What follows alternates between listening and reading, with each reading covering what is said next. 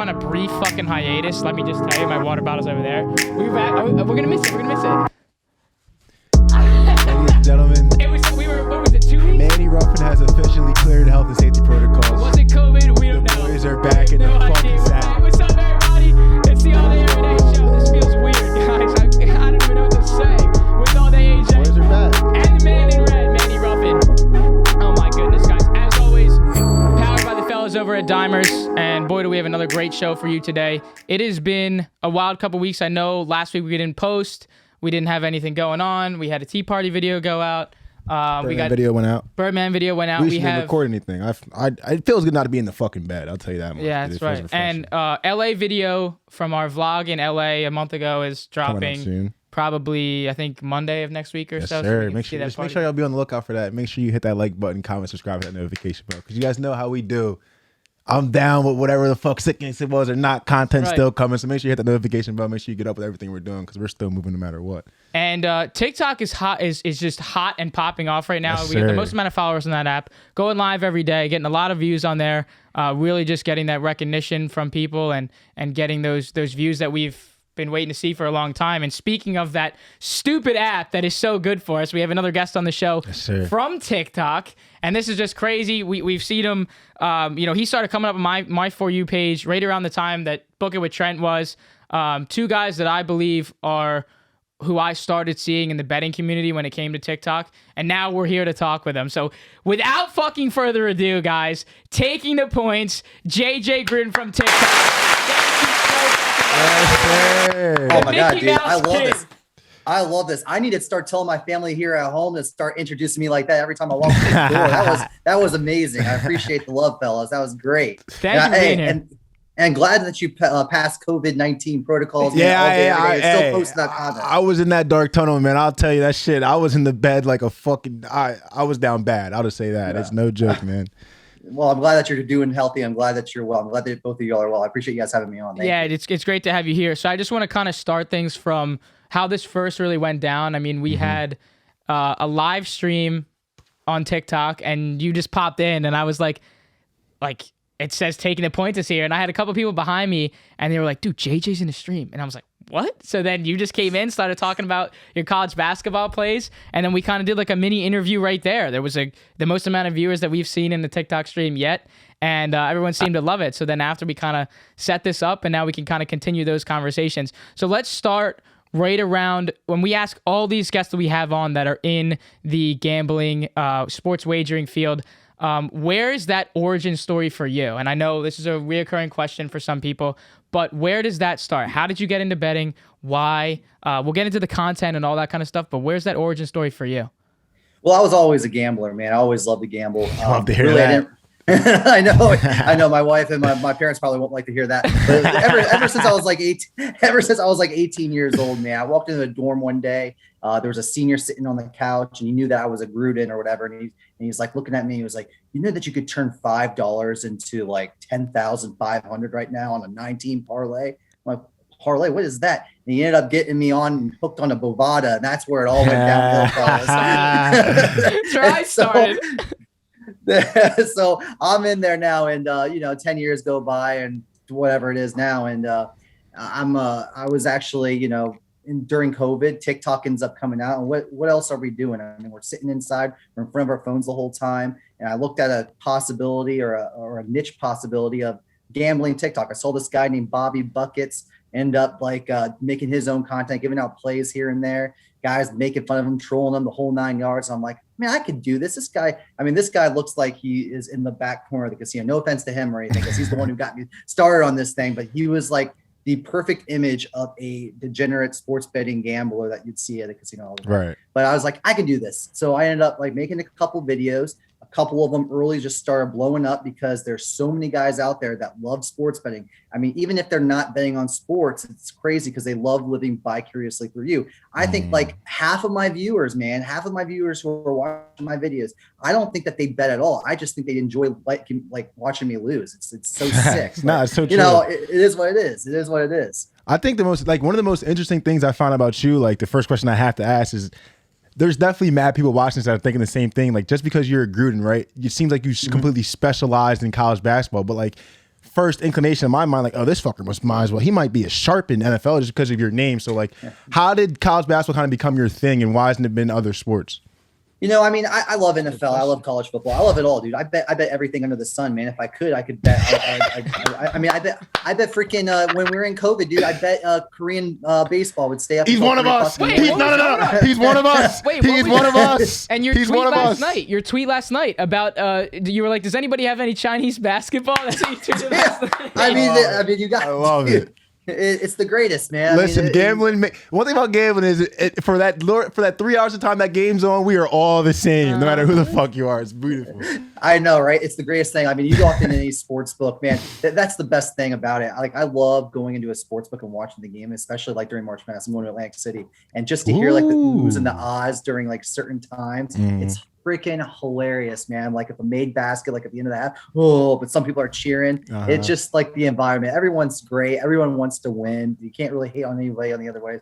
I just love the community, man. It's fun. It's a lot of fun. Yeah, I mean, so let's keep us towards TikTok just for a little bit. We obviously did this with Trent too, but obviously we're trying to play the app and the algorithm the same way as people trying to make it in content and all that. So was there a couple of videos that you kind of figured out was your quote unquote niche in terms of what was working, or did you just do a bunch of trial and error things to get that? Because you're just above 51,000 on there. You're posting some of those skits. I saw the one with your son in the car about Hershey Park. That was fucking hilarious. You're kind of putting the fun into it as well. So what were some of those types of videos that were working and that kind of helped catapult your TikTok following? So actually, it really wasn't including any of my family members or anything like that in any of my videos at first. At first, I literally just came on every day giving out plays, and I was just very, I was relentless, and I just kept on doing it no matter what. You had people that would try to bring you down. There would be people that would say that you suck and all that.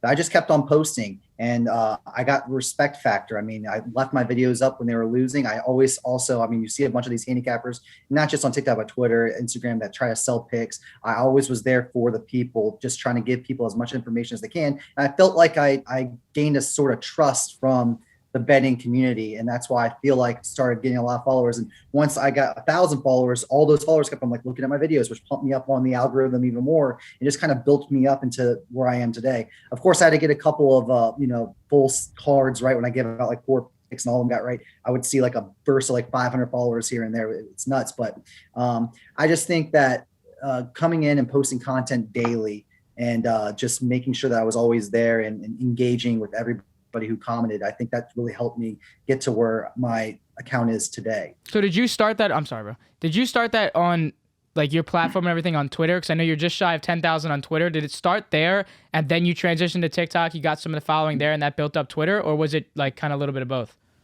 No, I started on TikTok, man. And, it was funny because like I remember my first game that I did bet. It was the start of college football. Right when like COVID was kind of ending, and it was like a Texas Southern game against some like other BS school or whatever it was. And I had no idea what it was. Like, I'm going to take Texas via Real Grande on this one. I had no idea what I was taking, but I saw like 6 or 7 likes. Some random people just started liking it. But no, I mean, I started on TikTok, and again, I really did it because I thought I had a little bit of a personality. More than this other guy did it. And this guy had like 6,000 followers. Like, if this guy gets 6,000 followers, I can easily hit that. I got to make this. And I'm competitive too. I'm a Gruden. So I always wanted to try to be the top sports betting in the TikTok fucking blood, baby. Yeah, dude. And it drives me crazy. And I know Trent knows it, but it drives me crazy that he has so much more than I do. And I let him hear it every now and then. Motherfucker, I can't believe you had that. I love that. He's like, well, what can I say, man? I'm a fake god. And then like, it's just great, man. No, it's just, I love it. The community is awesome. The people that I've met too. I've hosted contests with the other cappers. I've trolled other cappers too publicly. It's all fun and games, and I just really enjoy creating the content. Now, you're dope, dude. One thing I respect a lot about you too, correct me if I'm wrong, but it doesn't seem like you try to use your name to kind of help pave your way. You know what I mean? It seems like you're grinding, you're putting out hella pics and helping people out yourself. And it's like, oh yeah, I do know these people too, kind of. You know what I mean? Which I really respect. Yeah. But recently with that, there's been some news and things going on within that family name. Like, has that been hard to stay away from, or does it seem like you have like kind of like a code of people that like, listen, we ride with you no matter what. Like you're who you are. You know what I mean? We don't worry about that. Like, has it been trolls, hate? Like, how's that been recently? Well, it's funny. I get those trolls, and I mean, I honestly never really brought it up until at the end. Really, that actually it was on What's the Play when we were hosting the show. Trent, myself, and Matt Tanner.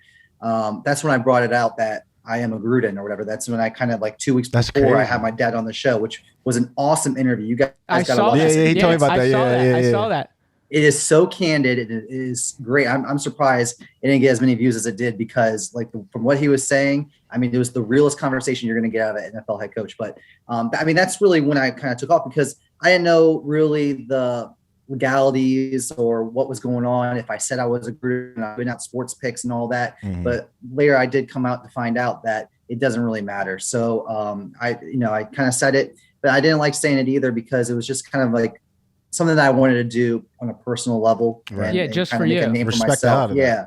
Yeah. So I named myself Taking the Points, never gave out my full name until I started getting pretty big. And I figured that I just can't live by this alias. They got to know the person behind, the username. So that's when I started using my own name. So, well, and then when we talked on the TikTok stream, one of the things that we touched on was how at the very beginning, you were saying how, your family, your relatives, they were like, they were kind of on the side of the spectrum where they were like, what are you even doing? Like, what is this? And then I think I remember you were saying like, then you started popping up on their For You pages and they were like, oh, like maybe he's got something going on. So can you kind of touch on what that whole situation was with you getting on TikTok and maybe some of your family members not really understanding what that app is or how it works?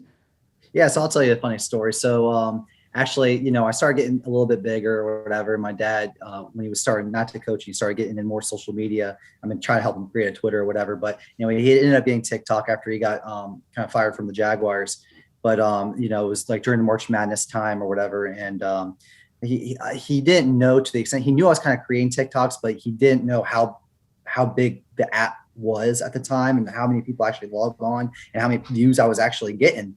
But anyway, it was like March Madness or whatever it was. I posted up a college basketball pick for one of the games and it ended up losing. I got a text from my dad saying, "Are you fucking kidding me, JJ? Nice pick," or whatever, because he ended up taking it. And I'm like, my bad, man. I didn't know. Like, I had no idea you were on it. But he was like, "Oh, but good stuff, by the way. I saw your page. It's great." Like, awesome. Okay, great. That's cool. Yeah. So, no, I mean, yeah, it's fun when they first saw it. It's a little weird now, like as big as I got in, like, because I still have a 9 to 5, and it's definitely weird when I had my boss and some of my coworkers come up to me, "Hey, I saw you on TikTok." Or this was a weird one. Today, I had a call. I had to make some kind of phone call to check on some, because I sell floors. Okay, so I ended up making a phone call to check on this lumber or whatever. And he asked for my name or my company. So I said, "I work for this company, and my name is JJ Gruden." He was like, "JJ Gruden, I know this kid from TikTok named JJ Gruden." I'm like,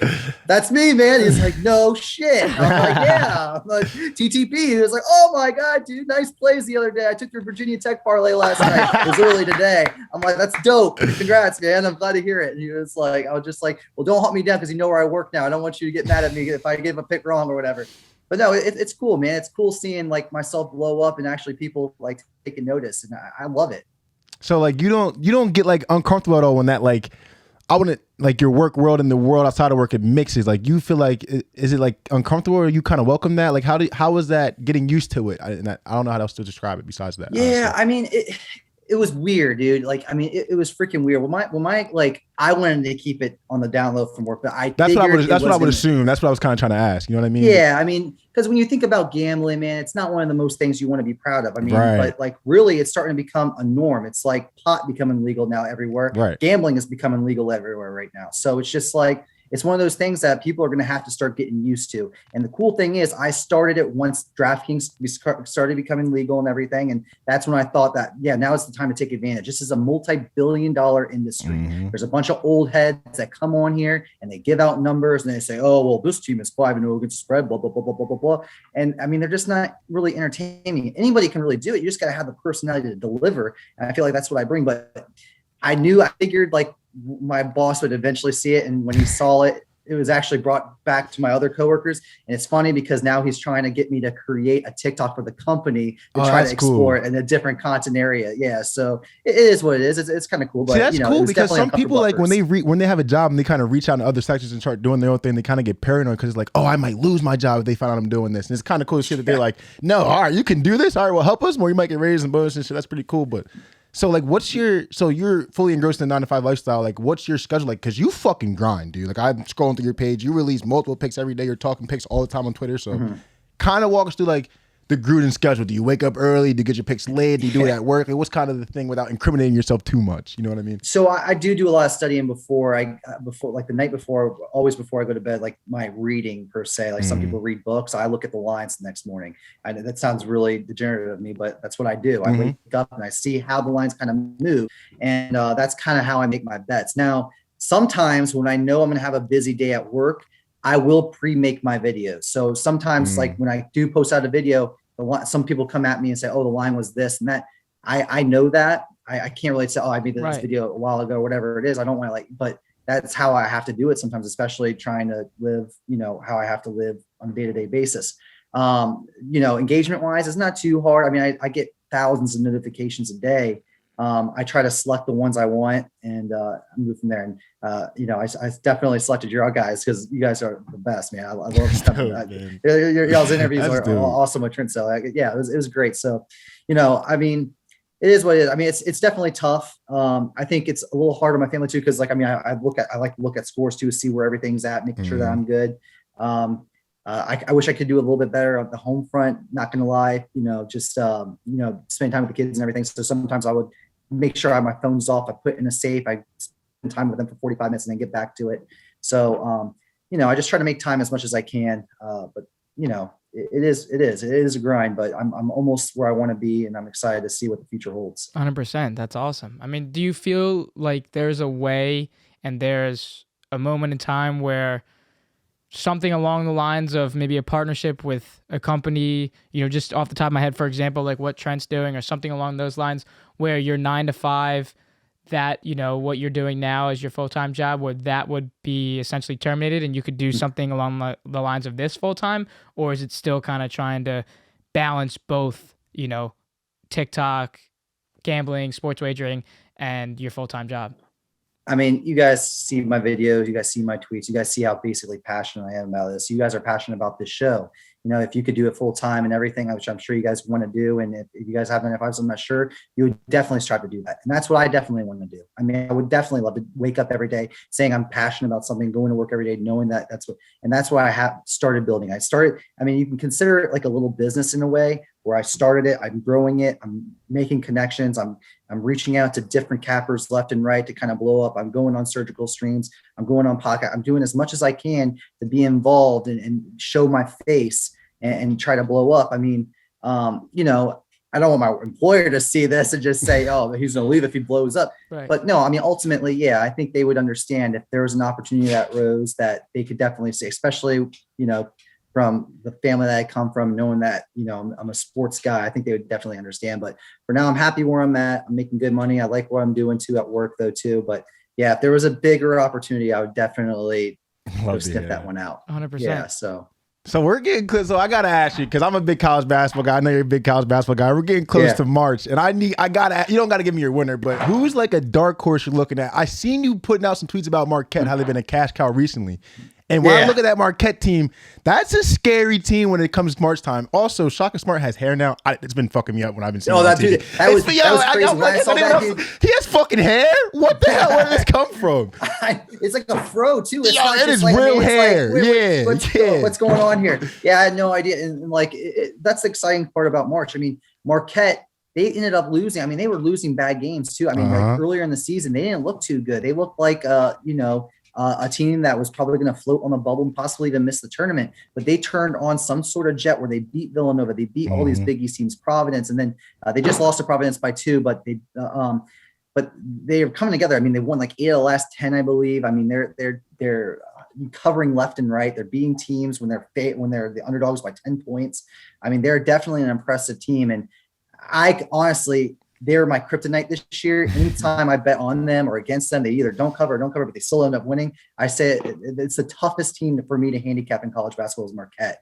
But as for a dark horse this year, I mean, Marquette's definitely one of them.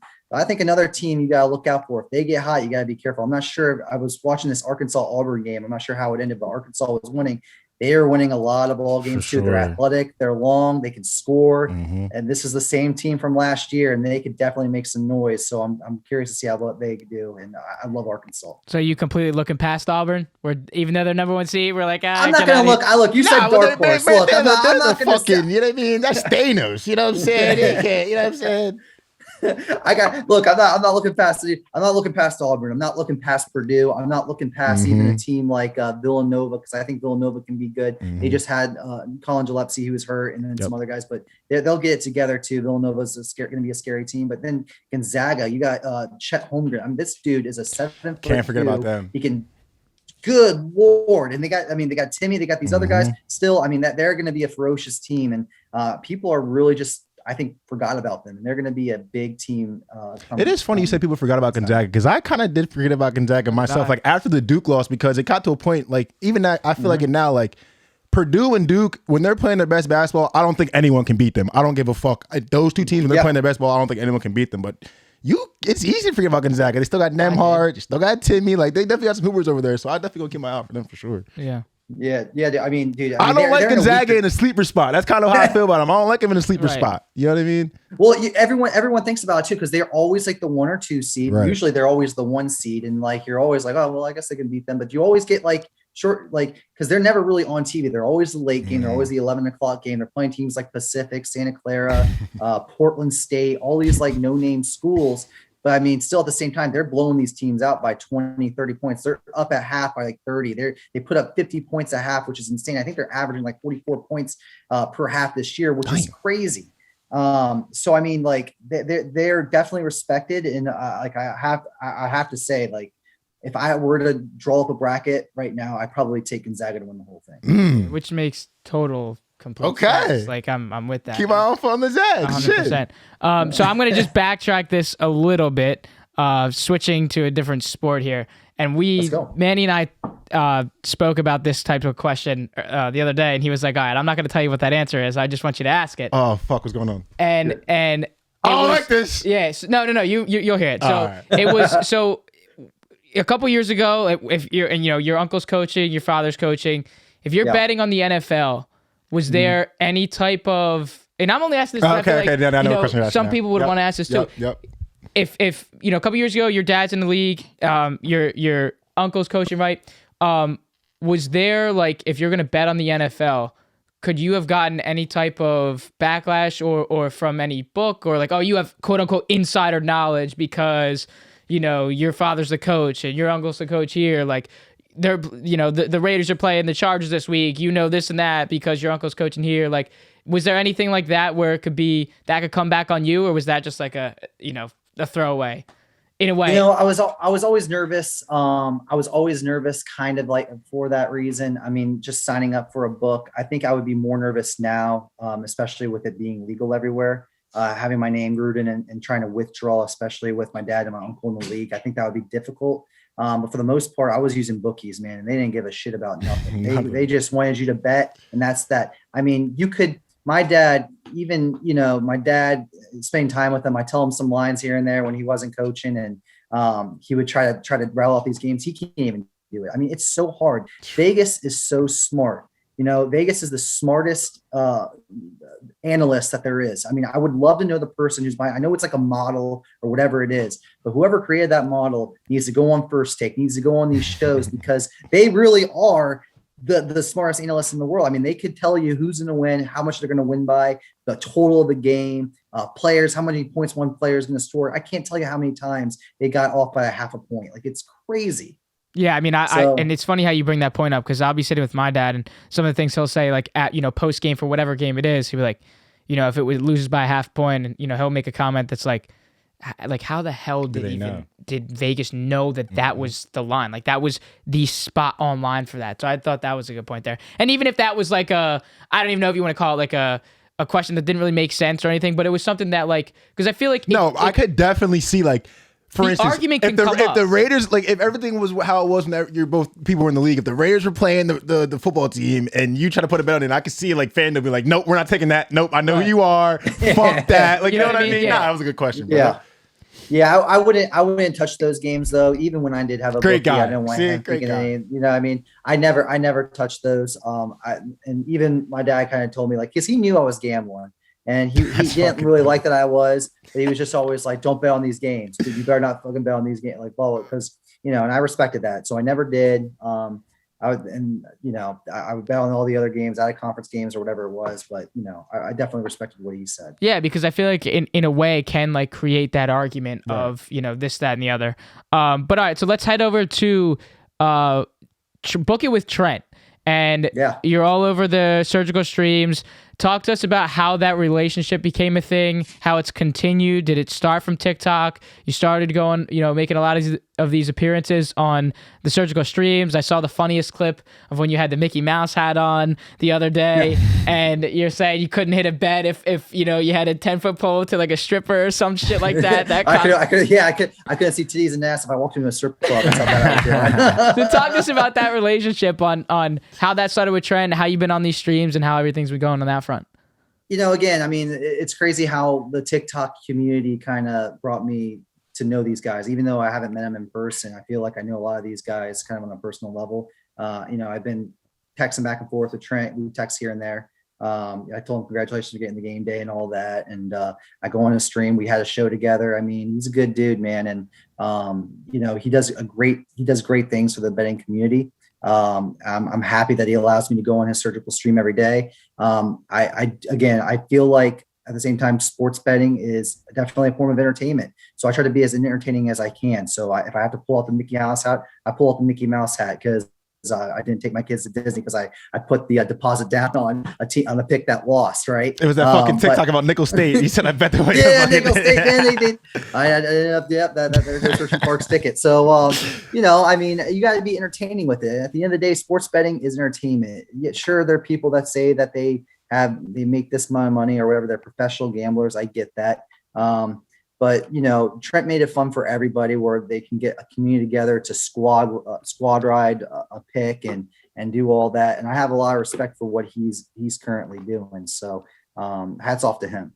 100%. Yeah, like that. I mean, so was it like you kind of reached out to him kind of thing, or did he like kind of notice what you were doing? Like, you know what I mean? So I think honestly, man, because I was literally, I mean, I don't want to say that I was the first because I wasn't. I know this guy, Bobby Buckets. Again, that's the reason why I started this was that. But I really think after him, I was the second one to start. Then guys like Smart Money Sports from TikTok, he kind of came on. He has like a VIP service, which he gives out one play a day, but he's very consistent too. He comes on every day. He's very transparent.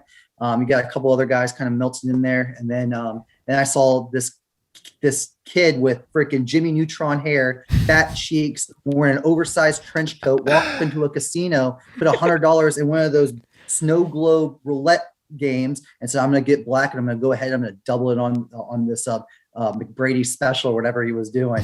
He ends up putting $100, took black and went red. He was like, well, I guess I got to try again another day. And he walks out of the casino. That was Trent's first video. I'm like, dude, this guy is a freaking legend. And sure enough, he's creating an app, which, you know, he basically got all the users from his app that he currently had when he was working on that little baby that he had, got him on the TikTok, blew him up there. And he just became like the force. And I mean, good dude. And, you know, I'm glad that if someone's blown up more than I am, I'm glad it's him because he does good things to the community. You know what I mean? So yeah. And future wise for you, you know, I know you had messaged us about some of the things that you were looking to do. Is there anything that you can release on that front with some of the types of you know, media and content that you're going to be looking to do in the future? Is there things on that front that you're looking towards? Or? So yeah, man. I mean, what I'm trying to do is I'm creating right now a We Bet Media channel. It's a Twitch channel.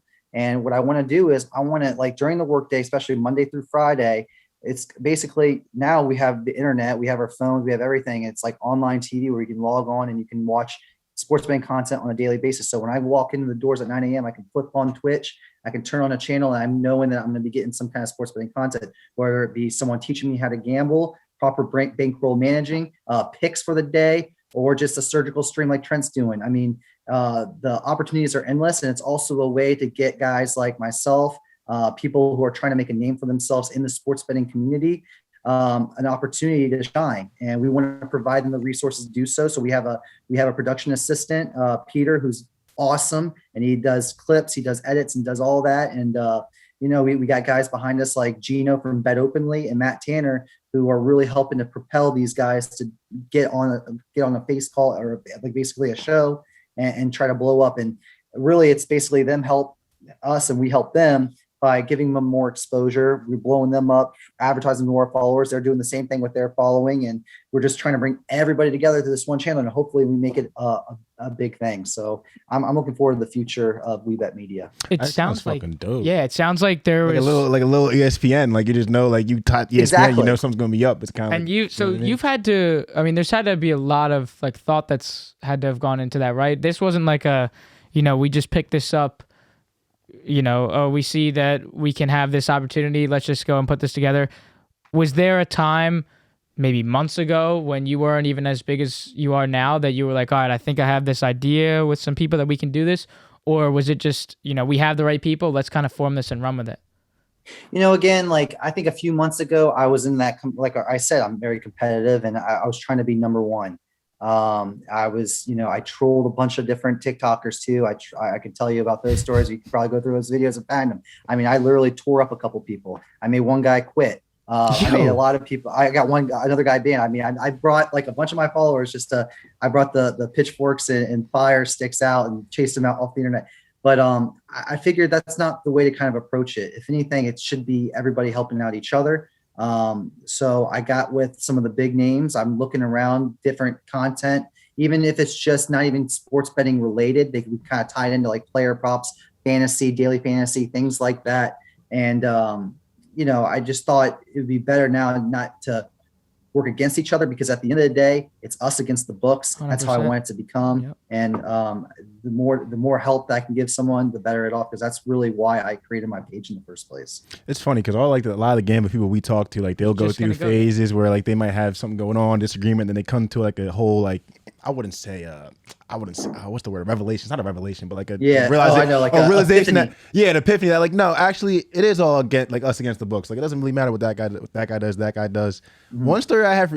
One question I have for you is, I can't, like, a lot of people imagine like, all right, he's a coach's kid, like he has to hear about some like trades that happen before everyone else knows, or like a free agent signing or anything. Like, has Jay ever come home and been like, yo, the Birds about to trade LaShawn McCoy for Kiko Alonso? Like, you knew before everyone else knew? Like, Oh yeah. I mean, it's kind of fun watching that. You know what I mean? I mean, it's like, especially when my dad first got the head coaching job for the R words. He ended up like, he ended up knowing he told me like probably like 12 hours before, the night before. He's like, you can't tell anybody, blah, blah, blah. And like, I remember waking up the next morning and just my phone blowing up with notifications and text messages, and calls from everybody. And it's crazy. And he was like, yeah, I'm being introduced today and all that. I mean, trades happen too, or injury news and all that. I mean, I found out before everybody, and, it was a few hours before. Sometimes he didn't mention it. And then I'm like, why didn't you tell me? And he was like, no, I don't know. I just didn't want to. Can't tell you everything. Yeah. I think that's super cool though, because dope, we, ourselves as, just like so many other kids growing up watching football and growing up watching football every single weekend, it had to have been obviously so much more different for you, because you got that like real time experience of what that was, to have like that insider knowledge, that inside. My fault to cut you off, but even like having like close family in the industry, has it ever like jaded your view on the NFL, like the business it is at some point, or no? Or has it always been like, have you always been able to be like a fan without being jaded towards the business side?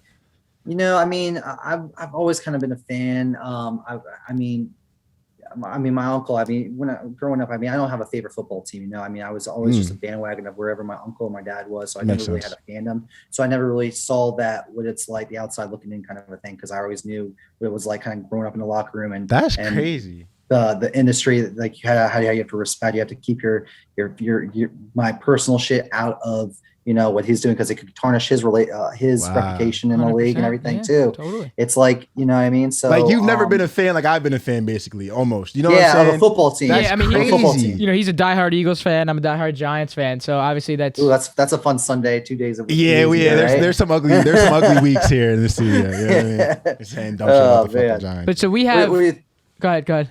I was gonna say, what do you think about Jalen Hurts? Is he the future? He's the right now. You know what I mean? For all I know is he's going to be my starter next year, and from my view, he's gotten better. Not every single start, but week to week, month to month, you can see improvement here and there. He hasn't really sold me, but he hasn't made me be like, he's not the guy. Give me another year, show me something. Shit, man, I called that guy Russell Westbrook, man.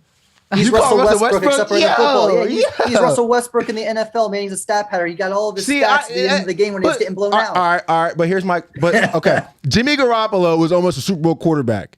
So I'm saying, you don't think Jalen Hurts could get a team to the Super Bowl the way Jimmy has, or been close to before, if you build a good roster behind him, because he has the tools. He'll take care of the ball. Now, he won't throw you a 55-yard bomb to win the game like Patrick Mahomes will, but he'll take care of the ball. He'll make plays with his legs, and he'll be a good leader in the locker room. People love him in Philly. So like, I feel like if he can just take care of the things that aren't so flashy, just be a fundamental guy, almost a game manager with kind of legs a little bit more. We build a great defense around him, have weapons. I think he could be fine. That's how I see it. But I try to be optimistic until you give me no reason to be. I was defending Ben Simmons for a long time. You know what I mean?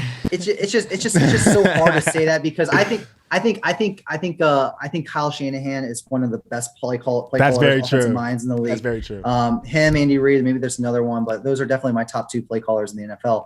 And then also you got to think about the defense and how they're, you could throw them out there. It's just so hard. Like, this is such a quarterback driven league. You need a guy. Like, if you don't have a good offensive play. Yeah, exactly. If you don't have an a good offensive coach, like good offensive play calling, and you don't have a good quarterback, you're screwed. I mean, like, these guys like Patrick Mahomes and Justin Herbert, they come around once. Look at the freaking Titans. You mean to tell me that AJ Brown or Julio? I mean, I know there's been some injuries, but you tell me none of them could receive for 1,000 yards this year? Like, I see what you're saying. Like, you do need a guy. Respect Tannehill, bro. You can always come on the show. I'll fuck with you. I respect you. I'm just saying you do need a guy. You do. You're right. Good save. Yeah, exactly. So, circling back a little bit. Yeah. So we've had a lot of no. I mean, we good, didn't really have any. We bounce around with everybody, but we've on this show we started mainly getting like the gambling Twitter crew. So guys like at Kilkenny, hitting for big big bets on Twitter. Bo Wagner, El Capitan Bets, Prop Holiday, all these guys, and then they're mainly bigger on the VIP side of things. And then we started finding guys that were still in that niche of gambling Twitter that weren't necessarily on the VIP side of things. And then we started, going further and digging further to other guys like yourself, Trent, who aren't on that VIP. So it always creates that question of, what your thoughts are on handicappers having that VIP where their followers pay to, have their picks. And I just want to get your viewpoint on what that means to you, or what that is. Excuse my French, but it's a fucking joke. That's what it is. I think it's awful, to be honest with you. That's the reason why I started the page, is because I really was against people selling their picks. I was one of those dumbasses who ended up buying it. I bought picks one time. It was the worst investment I've ever made. Granted, it could have been a bad week or a bad month, because you have those runs, right? I would rather. The thing is, you have so many resources now, whether it be TikTok, Twitter, Instagram, all these social media outlets that offer handicappers that have these VIP packages. And these guys, they offer a free pick a day. You can literally go down the line, make your own assumptions first. I would take the college basketball card. What I used to do is I took the college basketball card, circled all the games that I liked. Now I go through a lot of these different handicappers who do these for free picks. And I would see if any of them match up to what I was saying. And I would look for like 2 or 3 that I can underline. If I had like 2 or 3 underlined, that's the pick I would go with for that day. And it worked for me, because if you think about it, they say that they're 55 to 60%. That is a successful handicapper, is being right there in that realm. You gotta be profitable going 56.5% to 60%. If someone says that, I'm 65%, I'm 70%, they're bullshitting. They are fucking bullshitting. And I can't stand it. And that's how hard this industry is. I mean, that's how good Vegas is. I mean, to be successful, you're shooting at a 58% clip to be a profitable sports bettor. That is insane. Right. That's like 58 out of 100. You're failing in school, right? I mean, like it's nuts, and that's considered you successful. So, I mean, you know, I can't stand the people who do that. And I just feel bad for the ones who really do believe that deep down inside, and they just don't understand how they can how they can go and look for their own picks. I mean, it just bothers the hell out of me. That's definitely a crazy way of looking at it too. How, you know, like you were saying, how you did it? Yeah, it's crazy. You know, the underlying. I've kind of done a similar thing, but not that in depth. I've just been like, I had this pick at the back of my head that I know I liked, and I said, oh, he likes it. Oh, I like it even more. But I never was that in depth with it ever. Right. Yeah, that's probably because I have a problem. One thing though, it's like I've seen. I wouldn't say I've been on gambling Twitter for a while, but I've followed different gambling people for a long time, and like. Mm-hmm. I've definitely bought some packages and bought some VIPs and things of the sorts. He caught it. How those work out for you? I was gonna say, like, I came to the conclusion where it's like where I see it now is like there's definitely some guys who are, in my opinion, worthy of the money. Like I look at a guy like El Capitan, a guy like Kilkenny, he has a Discord, mm-hmm. Jerry. There's a small, really small subset of people that are worth the money. 100%. I still don't think that should be the end all be all for you. Like I've seen for some of my friends, one of the most beneficial things I've seen for my friends is like I've introduced them to some of the people that we've had on the podcast, and then they look at how they bet and kind of take it in their own way, get inspired. Like, okay, why did this person like Aaron Gordon points tonight, or why did he like Al Horford points? And that's if in a way, like I wouldn't say blow money on VIPs to see what they're taking so you can do it for yourself. But if you are in a VIP or you are in a Discord, kind of just try to.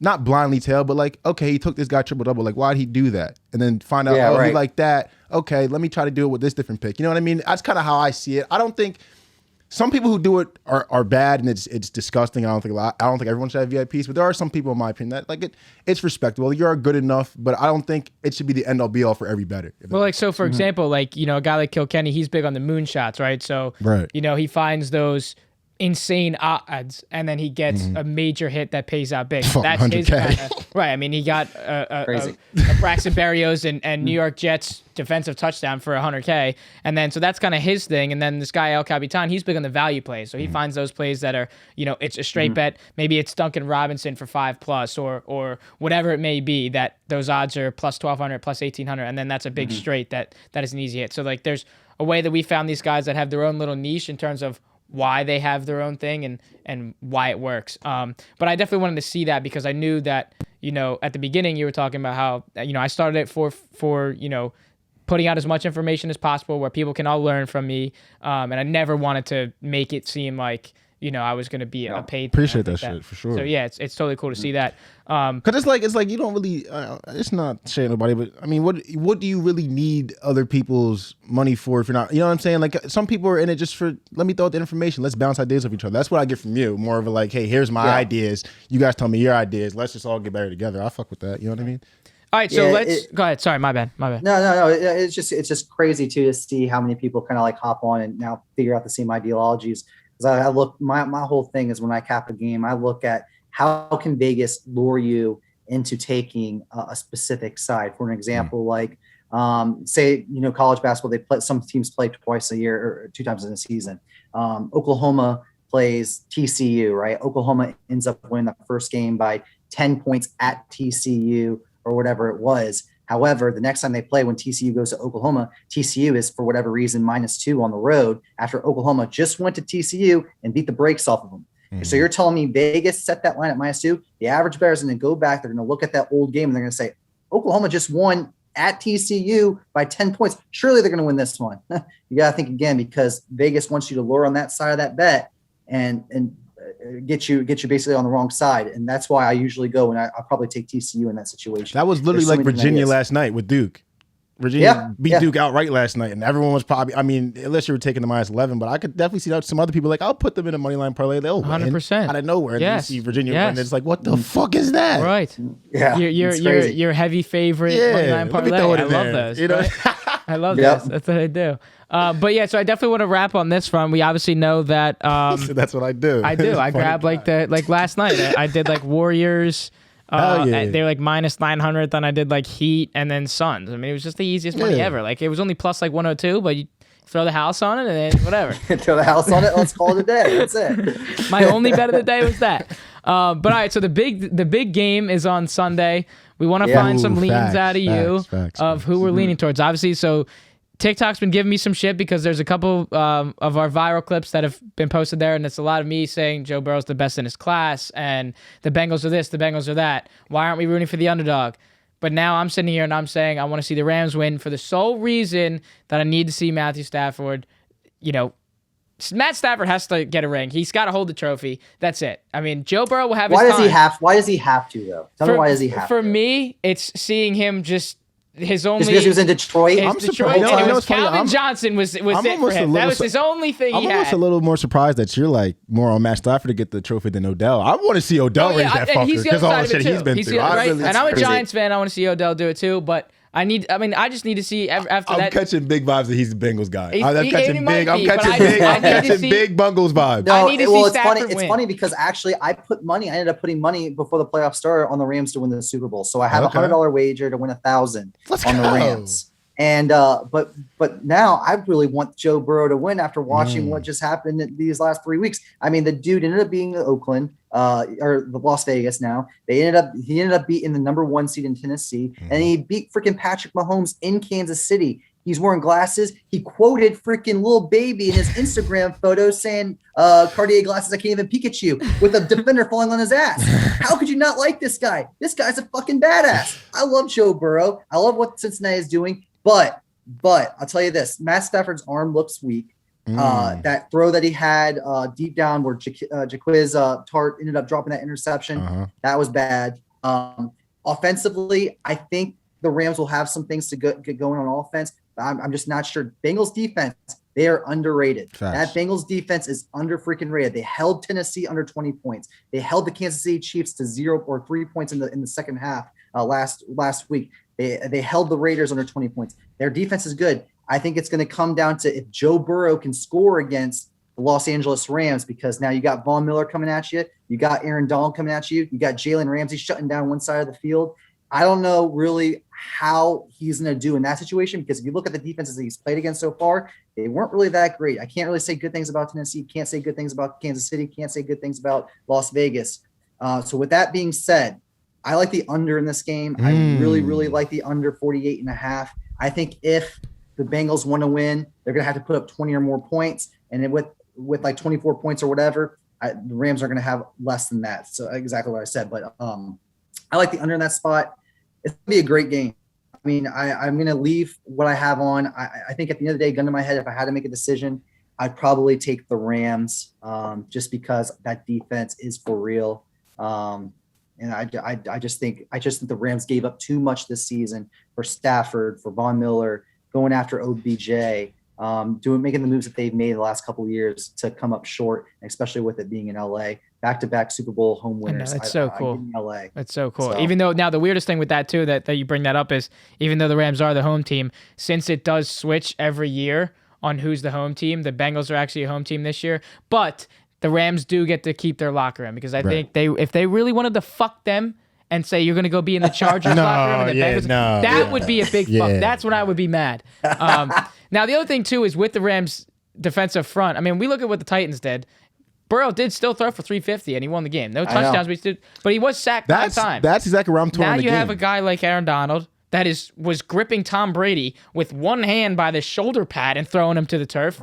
Like, Joe Burrow, if you're getting sacked 9 times, then you have the Chiefs the very next week doing the same thing. Obviously, it wasn't 9. Now you got a way stronger, better front. I think you're going to be in some trouble, and that's why I got to go with the Rams defense here. Yeah, I mean, I commend the underplay. I don't know if I could really touch the under in this game, just knowing about what both offenses are capable of, but 100%. It should be. If the game goes the way I feel like both these teams want it to go, like for them to win the game, it should be under, in my opinion. It gets scary with like money down, gun in my head, like you said. I got to pick the Rams.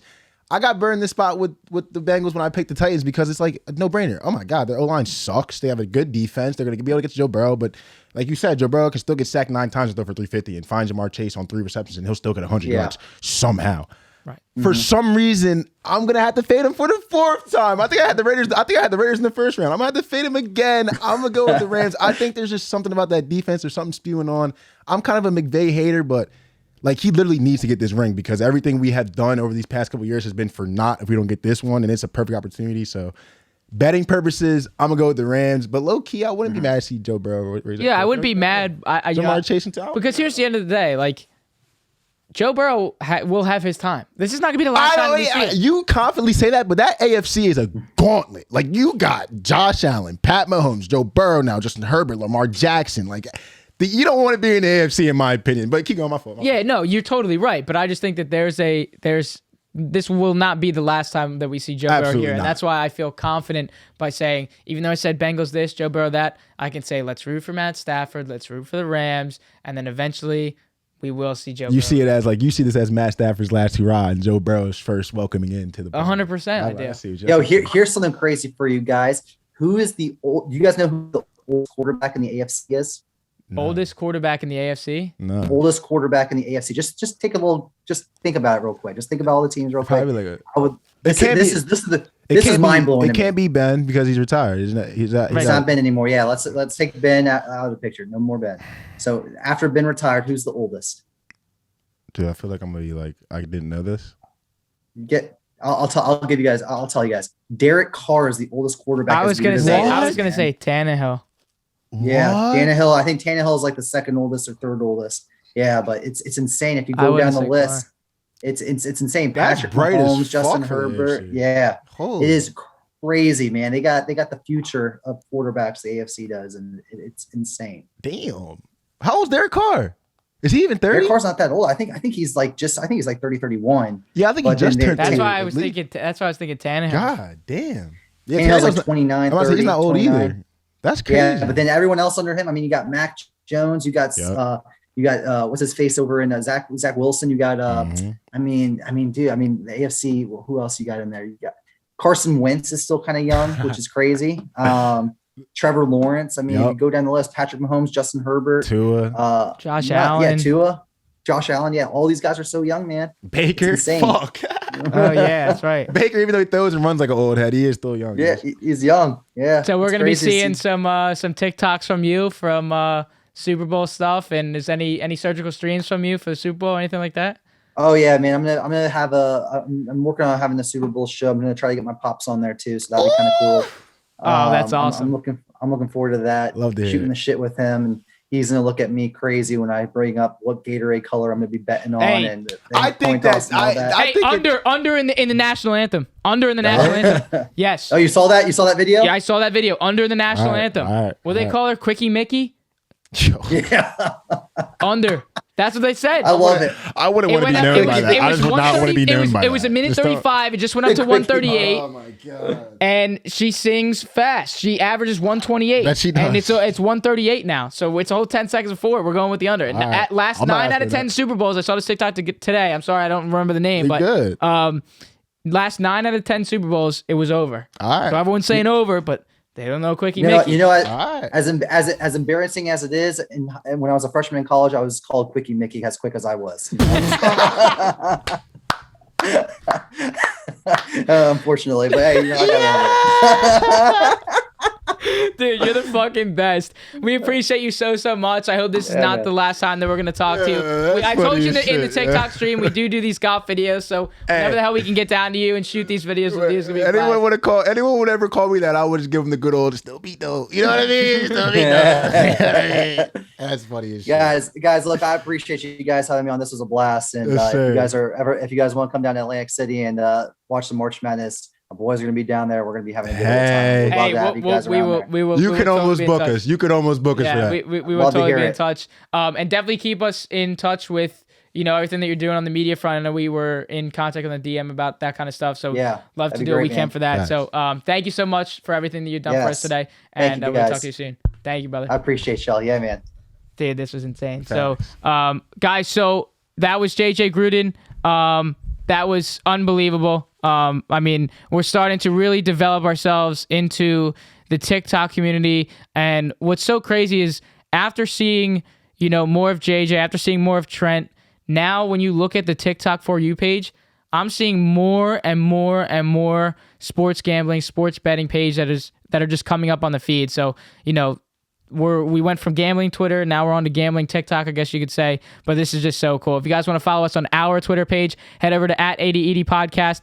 Instagram is @80ED Pod. You guys know the TikTok, the name of the show. It's blowing up, and we're having a blast doing all this. So we appreciate you guys so much. Yo, I thought it was cool as shit that like low key, I thought he would kind of be a little more like professional. Like, he's just not. He's one of us. Yeah, like, he's a fucking real cool ass dude. No offense to his fame, but fuck whoever his dad, uncle is. Like, he is himself, and I respect the hell. Yeah, and that's, you know, I think, the approach some people that he like took they be to like, oh, this is my dad, this is my uncle, so I gotta be. Uh-huh.